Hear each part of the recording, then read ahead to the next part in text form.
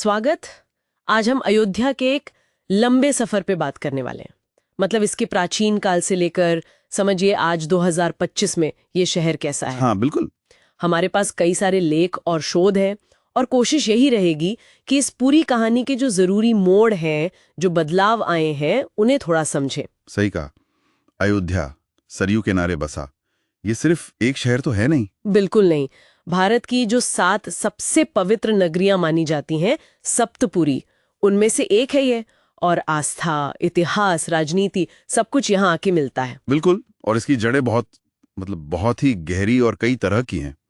रामायण में भगवान राम की जन्मभूमि, वो तो हम सब जानते हैं। हाँ, वो तो है ही। पर अथर्ववेद में भी इसका जिक्र है। अयोध्या कहा गया है, मतलब जिसे जीता ना जा सके, अजेय नगरी। अच्छा। और दूसरे धर्मों में हाँ, बौद्ध ग्रंथ इसे साकेत कहते हैं और ये भी बताते हैं कि गौतम बुद्ध खुद यहाँ आए थे। थोड़ी बदली। हाँ, 1528 का साल मुगल जनरल मीर बाकी ने बाबरी मस्जिद बनवाई। जी।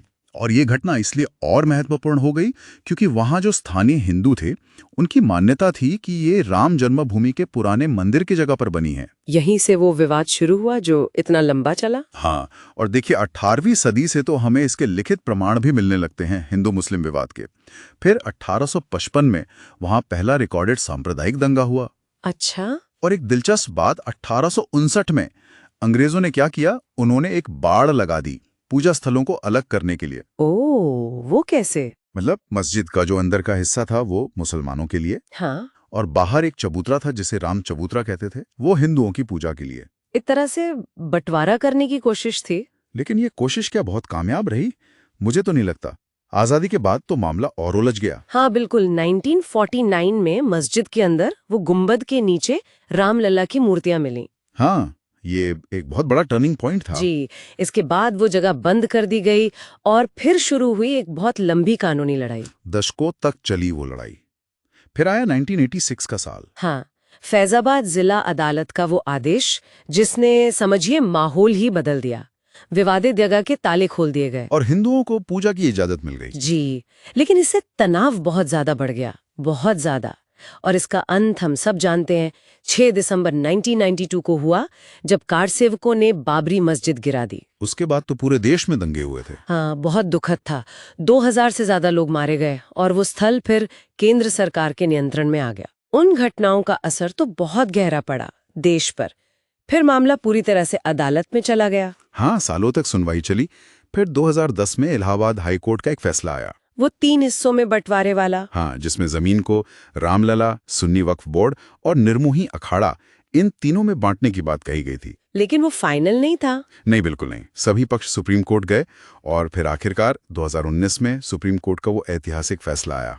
हाँ, वो फैसला तो बहुत अहम था। और वो सिर्फ जमीन के मालिकाना हक का फैसला नहीं था। कोर्ट ने पूरी 2.77 एकड़ जमीन रामलला विराजमान को दी मंदिर बनाने के लिए। लेकिन साथ ही संवैधानिक धर्मनिरपेक्षता का ध्यान रखते हुए सुन्नी वक्फ बोर्ड को मस्जिद बनाने के लिए 5 एकड़ जमीन देने का आदेश दिया, अयोध्या में ही धन्नीपुर गांव में। और फैसले में पुरातात्विक साक्ष्यों का भी जिक्र था। जी बिल्कुल। फैसले में कहा गया कि वहां गैर इस्लामिक ढांचे के सबूत मिले हैं, तो ये सिर्फ जमीनी विवाद नहीं रह गया था। तो उस फैसले के बाद फिर अगस्त 2020 में भूमि पूजन हुआ, प्रधानमंत्री ने किया था। और 22 जनवरी 2024 को प्राण प्रतिष्ठा भी हो गई। तो आज 2025 में अयोध्या की जमीनी हकीकत क्या है, क्या तस्वीर दिखती है? देखिए, आज अयोध्या एक पूरी तरह से बदलता हुआ शहर है। वो नागर शैली में बना 3 मंजिला राम मंदिर अब लगभग पूरा होने को है। धार्मिक पर्यटन तो मतलब आसमान छू रहा है। लाखों श्रद्धालु रोज आ रहे हैं। इसका असर तो अर्थव्यवस्था पर भी पड़ा होगा। जबरदस्त। होटल, रेस्टोरेंट, जो हैंडीक्राफ्ट्स वगैरह का काम है, वो सब खूब फल फूल रहा है।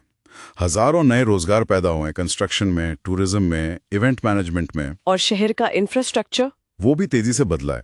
नया इंटरनेशनल एयरपोर्ट बन गया है, रेलवे स्टेशन एकदम आधुनिक हो गया है। मतलब इसे एक ग्लोबल तीर्थ स्थल और एक हेरिटेज सिटी बनाने की कोशिश साफ दिख रही है। और सामाजिक राजनीतिक स्तर पे क्या असर देख रहे हैं आप?